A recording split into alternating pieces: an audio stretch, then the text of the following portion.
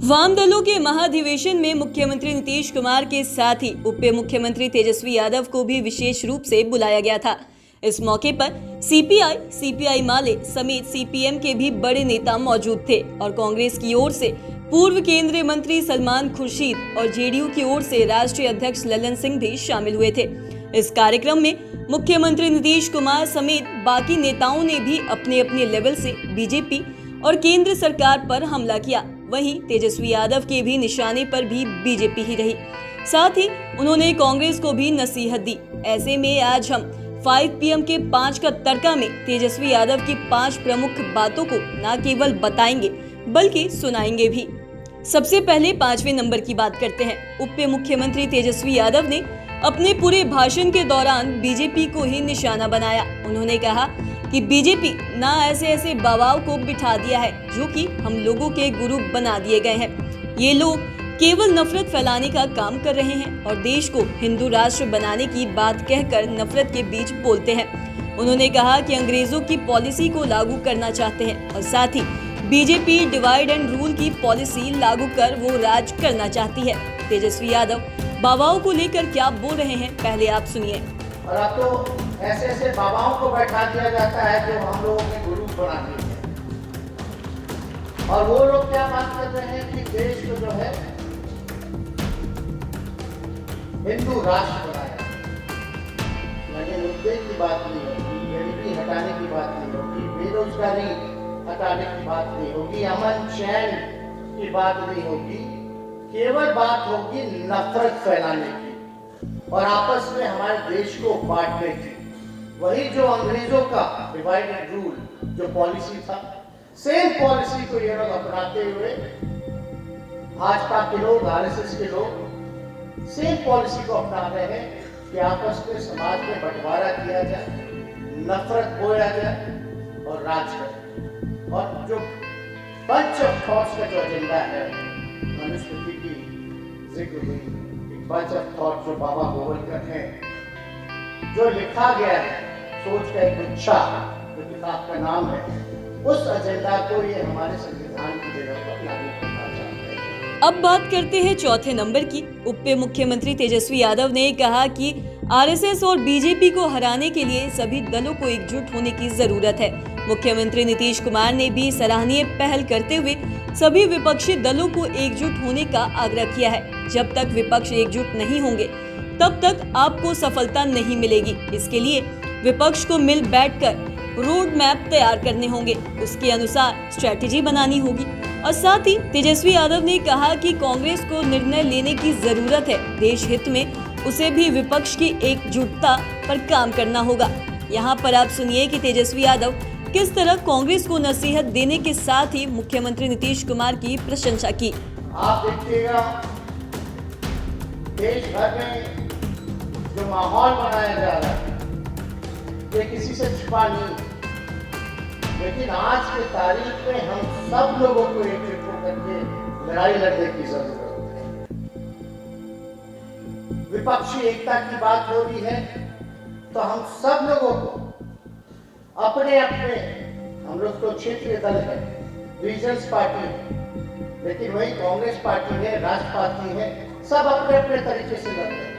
लेकिन अगर हम लोगों को भाजपा को हराना है, आरएसएस को हराना है, तो हम सभी लोगों को एक होकर के एक रोड मैप तैयार करना पड़ेगा, एक स्ट्रैटेजी तैयार करना पड़ेगा, तभी हम जाकर के जो है लड़ाई लड़ सकते हैं। और यही चर्चा लगातार माननीय मुख्यमंत्री जी ने अपने भाषण में भी किया कि हम लोग सब लोग तैयार हैं और सब लोग जब तैयार हैं तो कांग्रेस पार्टी को निर्णय लेना है।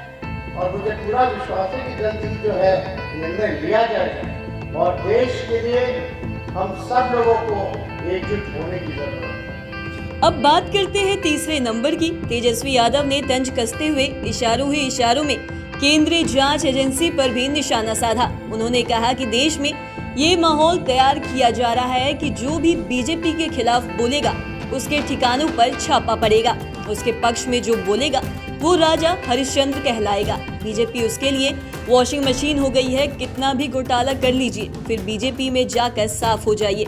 उन्होंने कहा कि जिस दिन बिहार में महागठबंधन सरकार को बहुमत सिद्ध करना था, उस दिन भी जांच एजेंसियों की छापेमारी चल रही थी। और साथ ही तेजस्वी यादव को सुनिए वो किस प्रकार बीजेपी को सुना रहे हैं, ये भी बता रहे हैं कि किस तरह जांच एजेंसी का छापा पड़ता है।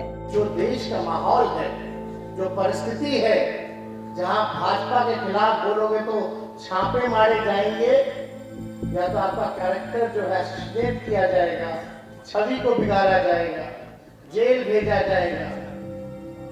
और अगर आप भाजपा के साथ रहिए तो आप हरिश्चंद्र कहलाओगे। कितना भी दाग लगाओगा, वॉशिंग मशीन की तरह आपके दाग को साफ कर दिया जाएगा। वहां आप सब लोग देश को लोकतंत्र को बचाने के लिए, देश के संविधान को बचाने के लिए आप लोग लड़ रहे हैं। इसके लिए हम आप लोगों को धन्यवाद देते हैं। और धन्यवाद मुख्यमंत्री जी नीतीश कुमार जी, और इन्होंने जो निर्णय लिया देश हित में लिया, देश के संविधान को बचाने के लिए, लोकतंत्र को बचाने के लिए, इन्होंने जिक्र किया देश का माहौल क्या है, और ये हम लोगों के साथ हैं, हम लोगों को बल मिला है। इसके लिए माननीय मुख्यमंत्री जी को हम धन्यवाद देना चाहते हैं। अब बात करते हैं दूसरे नंबर की। तेजस्वी यादव ने जब मोदी और मुद्दे की बात कही तो पूरा हॉल तालियों की गड़गड़ाहट से गूंज उठा। दरअसल तेजस्वी यादव ने कहा कि हम पहले से ही कहते आ रहे हैं कि मोदी की बात नहीं कीजिए, बल्कि मुद्दे की बात कीजिए। और आज वाम दलों ने जिन मुद्दों को उठाया है, असली मुद्दे यही है। उन्होंने कहा कि सेफ डेमोक्रेसी, सेफ इंस्टीट्यूशन के अलावा महंगाई, बेरोजगारी, गरीबी, किसानों की समस्याएं, चीन से देश को खतरा जैसे प्रमुख मुद्दे हैं। लेकिन बीजेपी माइंडसेट मीडिया मुद्दों को भटकाने का काम करती है। वह हिंदू, मुस्लिम, भारत पाकिस्तान, मंदिर मस्जिद, गया जैसे मुद्दों को जानबूझकर उछालती है। इसलिए हम लोगों को मुद्दे से नहीं भटकना है। तेजस्वी यादव को सुनिए वो किस प्रकार मुद्दों को गिनाया और वाम दलों के मुद्दों की प्रशंसा की। सारी बातें तो हो ही गई हैं, कुछ हमारे लिए बचा नहीं, लेकिन एक बात जरूर कहेंगे कि आज का जो शीर्षक जो रखा हुआ है, सेफ कॉन्स्टिट्यूशन, सेफ डेमोक्रेसी, और यही असल मुद्दा है। और हम शुरू से कहते रहे हैं कि मोदी की बात मत करो, मुद्दे की बात करो। देश में मुद्दा क्या है? बेरोजगारी, महंगाई, किसानों की समस्या है, मजदूरों की समस्या है, गरीबी है, लाचारी है, देश की आर्थिक स्थिति वो बिगड़ रही है, चीन से खतरा है। लेकिन चर्चा हमारे देश में जो बीजेपी माइंडसेट की जो मीडिया है, वो केवल करती है हिंदू, मुसलमान, मंदिर, मस्जिद, गाय, कश्मीर, इन्हीं चीजों पर चर्चा करती है, यानी मुद्दे से भटकाने का प्रयास किया जा रहा है लगातार। अब बात करते हैं पहले नंबर की। उप मुख्यमंत्री तेजस्वी यादव ने पहले 10 मिनट से अधिक के भाषण में बीजेपी को सुनाते हुए कहा कि ये बिहार की धरती है और यहाँ बीजेपी के साथ ही खेला हो गया। उन्होंने महाराष्ट्र समेत अन्य राज्यों का उदाहरण देते हुए कहा कि देश में संवैधानिक संस्थाओं का दुरुपयोग किया जा रहा है और साथ ही जीती हुई सरकार को गिराई जा रही है। लेकिन बिहार में उल्टे बीजेपी के साथ ही खेला हो गया और नीतीश कुमार महागठबंधन में आकर बीजेपी की सारी रणनीति को ही फेल कर दिया। इसके लिए हम नीतीश कुमार के प्रति आभार प्रकट करते हैं। हालांकि हम लोगों ने बीजेपी के साथ उस ढंग से खेला नहीं किया जैसे वो करती है, क्योंकि हम लोगों के पास ना तो अंबानी जैसे मित्र है और ना ही अडानी जैसे दोस्त है। हम लोग किसी को खरीद भी नहीं सकते और ना ही गलत रास्ते पर जा सकते हैं। इतना ही नहीं, उन्होंने ये भी कहा कि आरजेडी सुप्रीमो लालू यादव अभी बीमार है, इसलिए नहीं आ सकते हैं। लेकिन उन्होंने भी वाम दलों के प्रति आभार प्रकट किया है और सबों को लाल सलाम बोला है। बता रहे कि तेजस्वी ने अपने शुरुआती भाषण में जब लाल सलाम बोला तो पूरा हॉल तालियों से गूंज उठा। तेजस्वी यादव को यहाँ पर सुनिए वो किस प्रकार बता रहे हैं कि ये बिहार की धरती है और यहाँ बीजेपी की नहीं चलने वाली है। हम बता दें कि देश में जो माहौल था, जब चुनी हुई सरकारों को गिराया गया, कई जगह महाराष्ट्र में हमने वो खरीदा था, डराया जा रहा था, रेप पढ़वाया जा रहा था, जहाँ संवैधानिक संस्थाओं को बर्बाद कर दिया गया, उसका दुरुपयोग कराया गया, वहाँ चुनी हुई सरकार को गिराया गया। लेकिन ये बिहार है और बिहार की धरती ने वो करके दिखाया। बिहार में जो भाजपा पूरे देश में कर रहा था, वही खेला जो है भाजपा के साथ हम लोगों ने कर देखा। लेकिन वो तरीका नहीं था। हम लोगों के पास ना पैसा है, यही पार्टी है, हमारे साथ ना अदानी जी है, ना अंबानी जी है, और हमारे साथ ना देश के संवैधानिक संस्था है जिसका दुरुपयोग कर देना वो।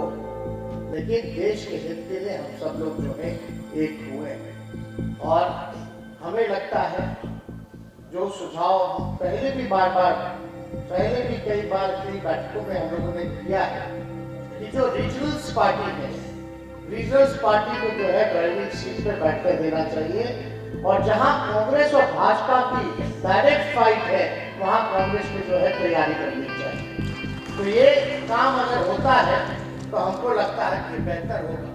और हम सब लोग जो यहाँ कई दिनों से आप सब लोगों की रैली हुई, आप लोगों का ब्रेन स्टॉर्मिंग हो रहा है, हमको लगता है कि कोई ना कोई जो है नतीजा आप लोग निकालेंगे, और देश की लड़ाई में आप लोगों का संविधान को बचाने में बड़ा योगदान रहेगा।